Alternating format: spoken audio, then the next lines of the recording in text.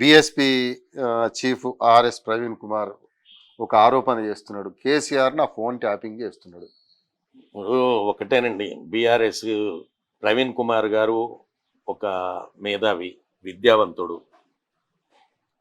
ఇప్పుడు ప్రకాష్ గారు ఎట్లాగో, జయప్రకాష్ గారు ఎట్లాగో, ప్రవీణ్ కుమార్ అట్లాగో, లక్ష్మీనారాయణ, వీళ్ళంతా కూడా ఒక కోవకు చెందినటువంటి వారు.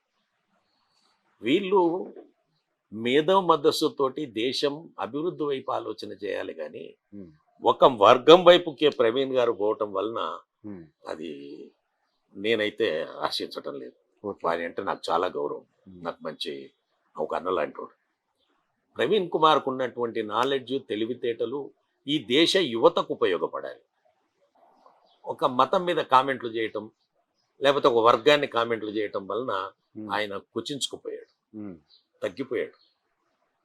ఒకప్పుడు ప్రవీణ్ కుమార్ గారు అంటే హిమాలయాల వైపు చూసేది మేము, అంత నాలెడ్జ్. లక్ష్మీనారాయణ గారు అంటే, ఆయన అంటే, జయప్రకాష్ గారు అంటే వీళ్ళు మహా మేధావులు, పొలిటికల్గా కూడా మంచి మేధావులు.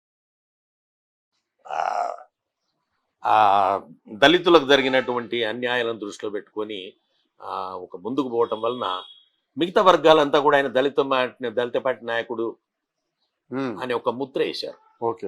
ఆ ముద్ర పట్టడం వలన మీరు ఒక్కసారి ఆలోచించండి, దళిత నాయకుడు ముద్ర పట్టడం వలన ఏ నియోజకవర్గంలో దళిత ఓట్లు ఎన్ని ఉంటాయి? తక్కువనే ఉంటాయి. ఎక్కడి నుంచి నువ్వు గెలుస్తావు? ఎంతసేపటికి విమర్శించడానికి పనికొస్తావే తప్ప ఇంకో దానికి రాదు.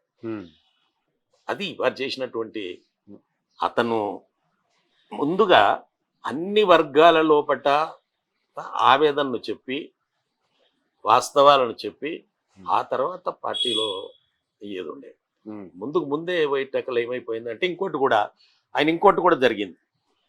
దళితులకు అన్యాయం జరిగిన మాట వాస్తవం. వారికి ఖచ్చితంగా రాజ్యాధికారం రావాలి, 100% దళిత సమాజం రావాలి, నేను ఒప్పుకుంటాను. నేను కూడా ఒక బహుజన బిడ్డని నేను కూడా. అయితే ప్రవీణ్ గారు పోవడంతో మిగతా అందరూ కూడా దళితుల వెనక నడవటంతో బహుజనులు దూరం అది బహుజనులు అంతా దూరం అయిపోయారు. ఎంతసేపటికి ఆయనకు దళిత ముద్ర వేశారు.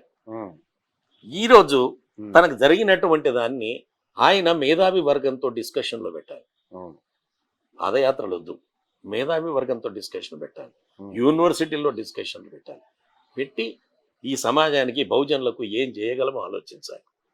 ఆ విధంగా తను ముందుకు వస్తాడు. కానీ ఈ విధంగా ఎప్పటికీ రాడు, కష్టం. ఒక మేధావి ఇట్లా అయిపోయాడనే ఒక బాధ, మేధావిగా తన ఆలోచనలు ఇవ్వాలి.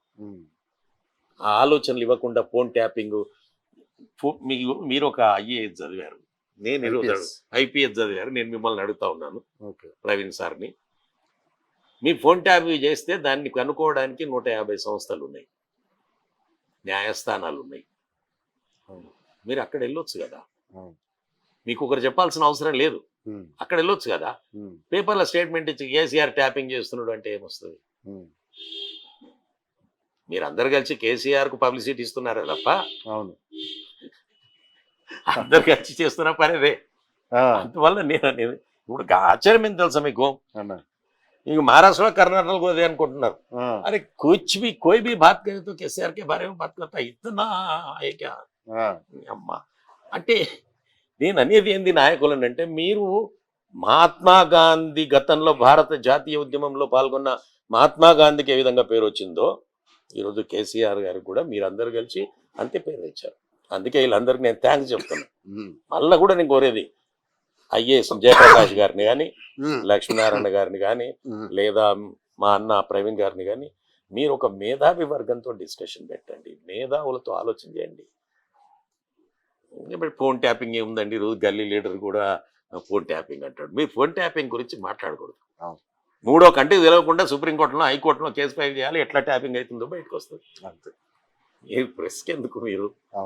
అందువల్ల నేను ఏంటంటే, మీకున్నటువంటి నాలెడ్జ్, మీకున్నటువంటి తెలివితేటలను ఎక్స్పాండ్ చేయలేకపోతున్నారనే బాధ.